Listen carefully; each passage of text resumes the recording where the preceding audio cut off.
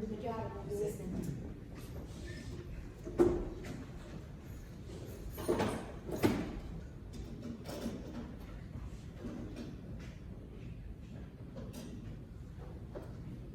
All right, this morning's scripture is going to come from Luke. It's going to be 15. We're going to start with verse 11. I'll give you a chance to get there real quick.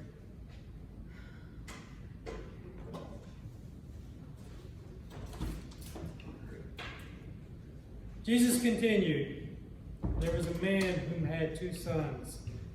The younger one said to his father, 'Father, give me the share of the estate.' So he divided his property between them.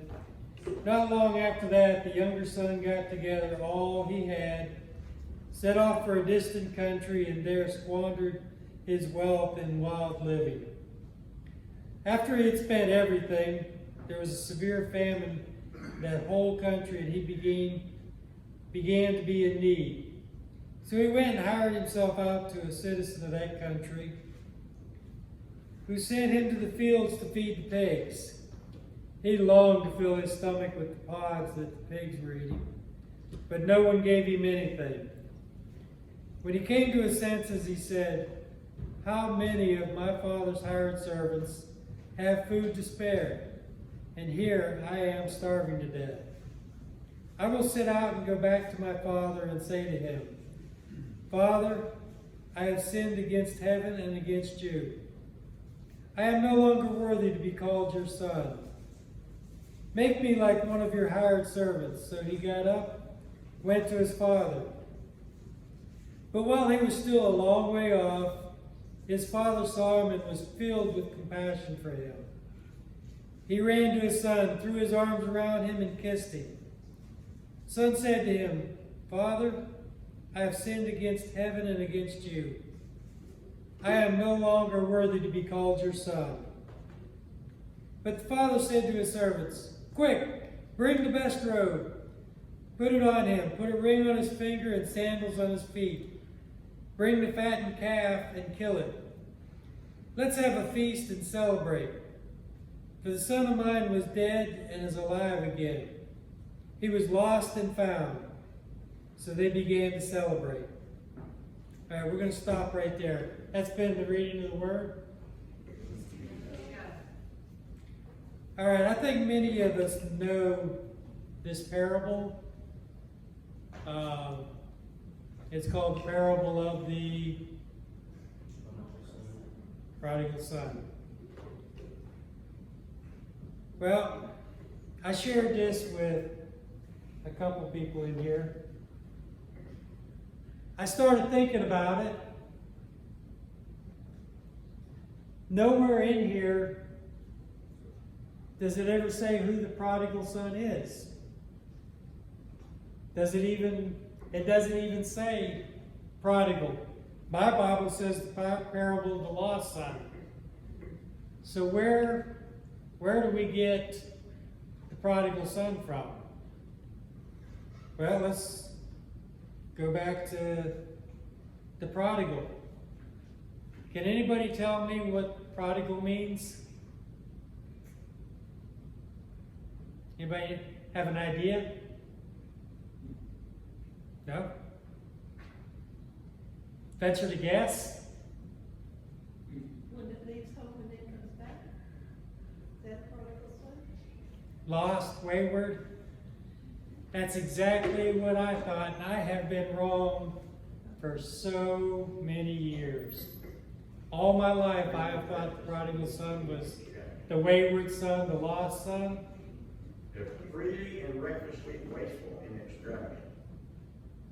I was just getting ready to get there. Lavishly wasteful. So let's take a look at this. This man had 2 sons, a younger one and an older one. Now the tradition in this time was the older son would generally inherit whatever the father had.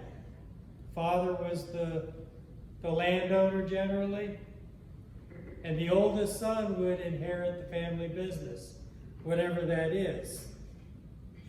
So it starts off right away when the younger one says to his father, "Give me my share of the estate."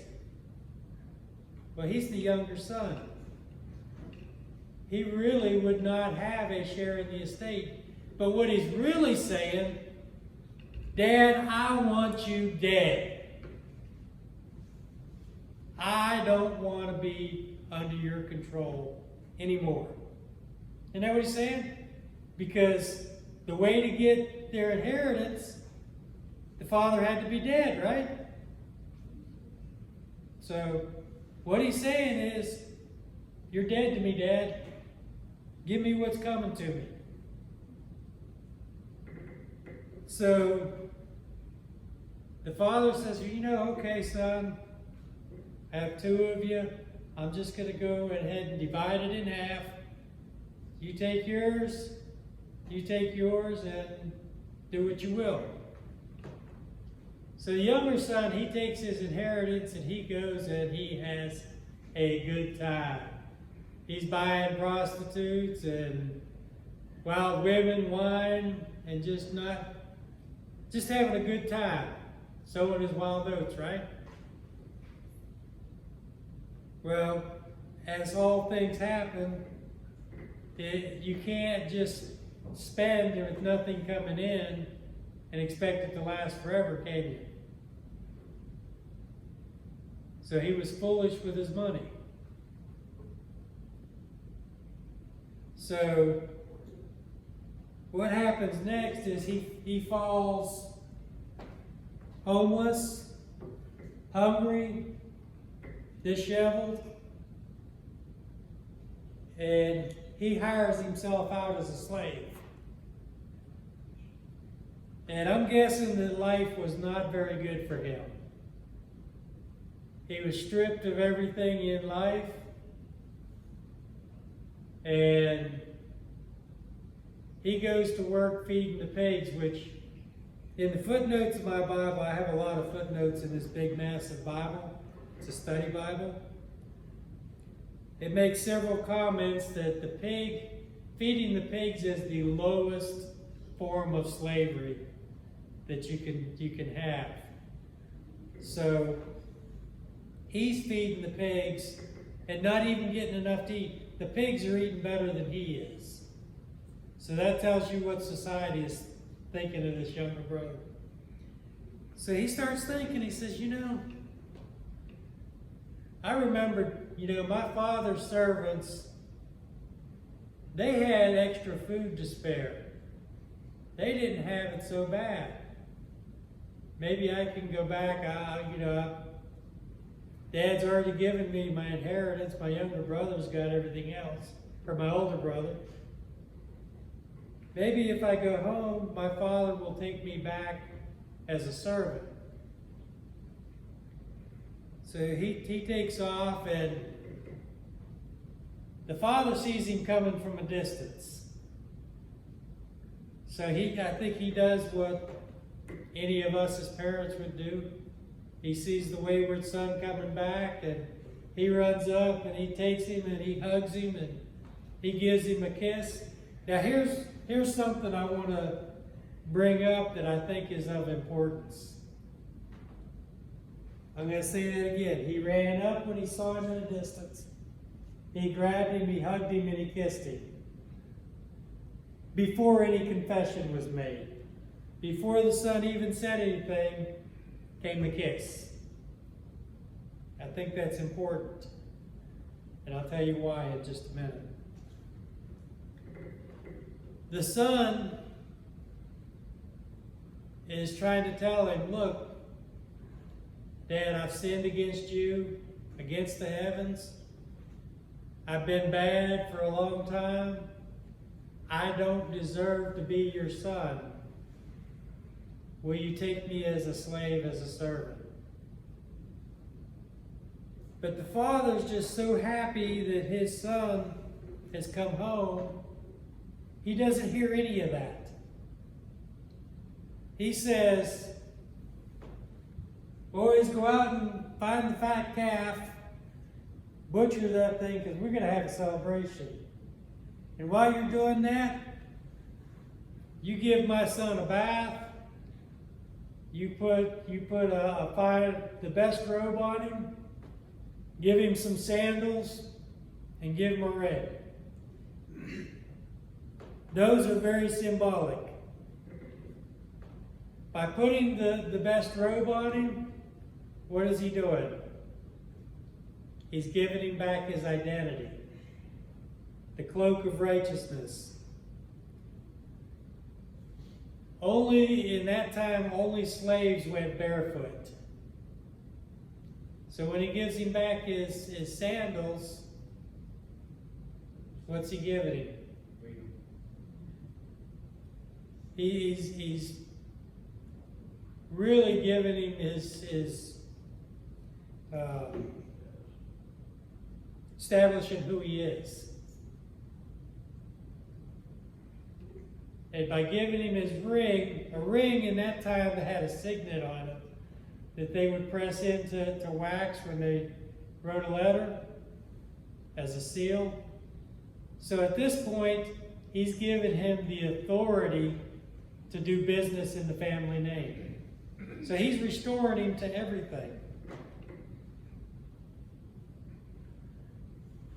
Now keep in mind, this boy's already been given his inheritance, right? He gave him half of everything that he owned,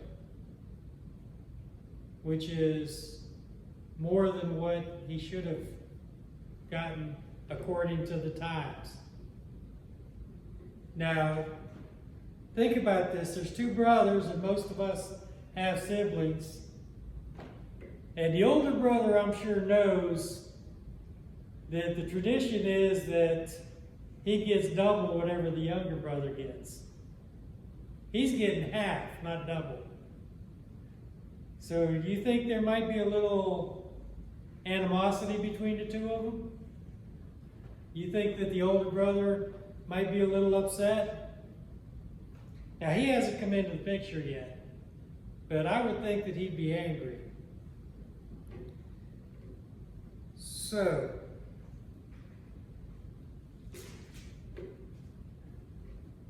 let me continue the story here at verse 25.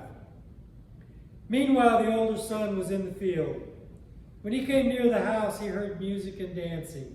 So he called one of the servants and asked him, "What was going on? Your brother has come." He replied, "And your father has killed the fattened calf because he has him back safe and sound." The older brother became angry and refused to go in. So his father went out and pleaded with him. But he answered his father, "Look, all these years I've been slaving for you and never disobeyed your orders. You never gave me even a young goat so I could go celebrate with my friends. But when the son of yours who has squandered your property with prostitutes come home, you kill the fattened calf for him." "My son," the father said, "you are always with me, and everything I have is yours. But we had to celebrate and be glad because this brother of yours was dead, and now he's alive again. He was lost, and now is found."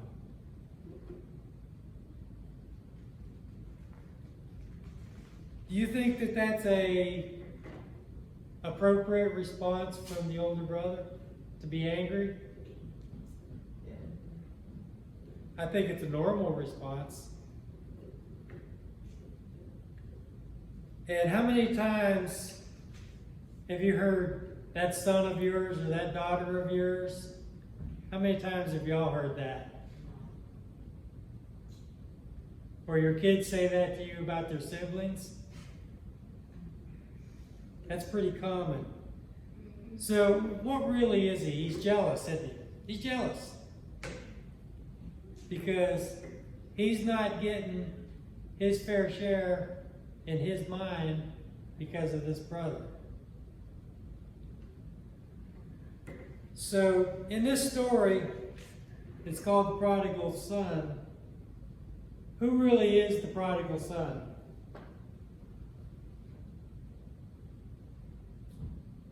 Who's lavishly wasteful?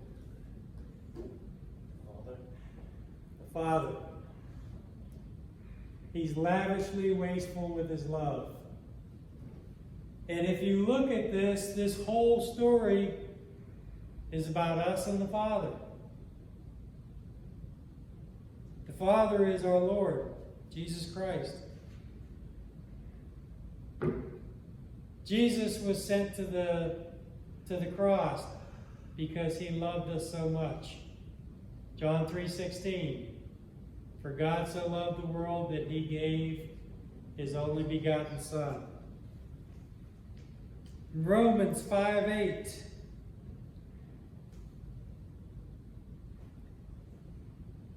While we were still sinners, Christ died for us.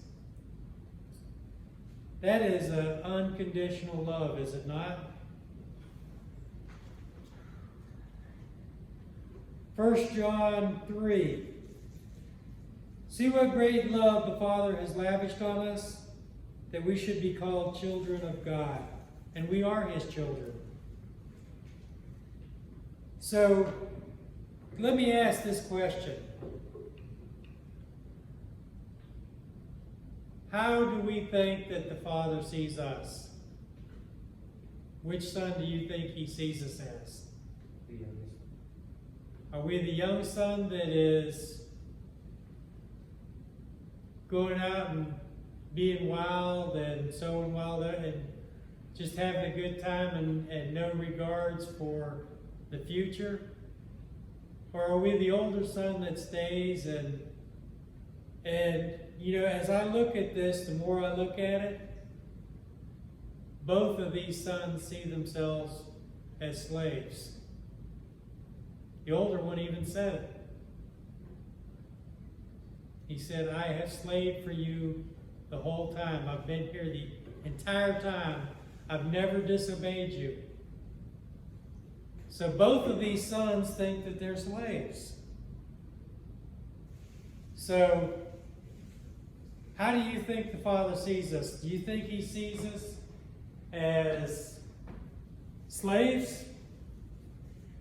Do you think he just is this tyrant that gives us orders through the Bible that we need to obey or we're not going to be entered into his kingdom? How you think God sees us is very important to how we act, how we react to his love. Now, if we see God as the all-loving, caring Father that is here to protect us, and we are obedient because we're grateful, that doesn't cover either one of the sons, does it? But it could. So, if the way you see our Heavenly Father, it leaves us with a decision, does it not? We have to make a decision. If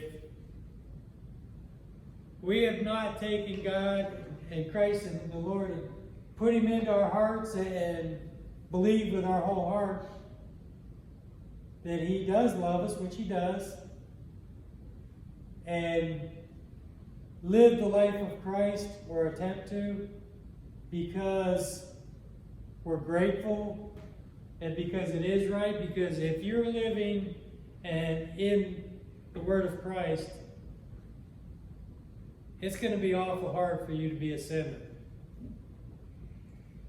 But if you're living as a slave, you're going to become rebellious. You're going to become resentful. And you're not going to feel like you're loved. You're going to become angry like the older son. The younger son came to a point where he did not feel worthy. He became remorseful. So which son are you? How do you view our Father? I'm hoping that you view him as a loving Father that is here to wrap his arms around us. And like I said earlier, I thought it was important that the kiss came before the confession. He didn't say, servants, before I hug and kiss him, take him and get him a shower, get him bathed. He came dirty, barefoot, probably smelled of pigs, probably not very attractive at this point. But what did he do? He ran up, hugged, and kissed him. Do you think that you would do that with any of your children? You wouldn't care how they came to you if you hadn't seen them in a long time? It's that coming home. And we have to be tolerant of others because we're all at different stages. We all have a decision to make, but we're all at different stages in that decision. So we as Christians can run a person that's just coming into Christ, we can run them away from God by demanding too much of them. They have to learn that on their own. So the decision this morning is, are we going to accept God with our whole loving heart? That's your decision. If you would want to do that this morning, the altar is open. If you'd just like to pray this morning, the altar is open. But I do want to wish our Heavenly Father a happy Father's Day and all the fathers that are here today. Let's try to be better sons, daughters. Let's make that decision and realize that our God is a loving God and we are His children. And the only vice we have is love, unconditional love. So as we sing our song of invitation this morning, and then we go have cake. No song since we didn't have Stacy, so Oh, just give us a good prayer and I can do that. Go have cake. We can have our cake and eat it too. there you go. Yes. Lord God, we come to you on this Sunday morning, this Sabbath that happens to be Father's Day. Thank you for the love, the unconditional love that you pour lavishly out on us. We know that we don't deserve the love that you give us. All of us have sinned at one point or another. All of us have done things that we're just not so proud of.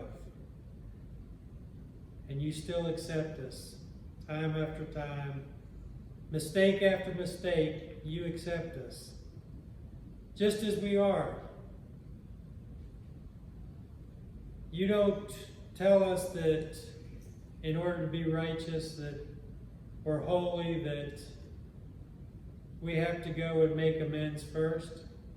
You accept us and you want us to be holy because it's there for us. It's not something we have to do. We know that. Holiness comes from your mercy, your grace that only you can give us. Help us to understand this, Lord. Help us to just accept your unconditional love and try to be the best that we can be. Keep our fears and animosity and greed. Try to keep those out of our heart, Lord. We know that you give us free will in our decisions. Just let us accept you and live in your world, Lord. We love you, and we feel honored to have you as our Father, Lord. Amen. Let's have cake.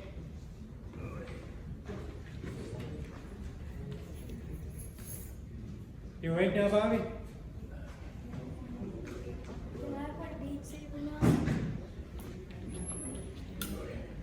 Oh, I just gonna let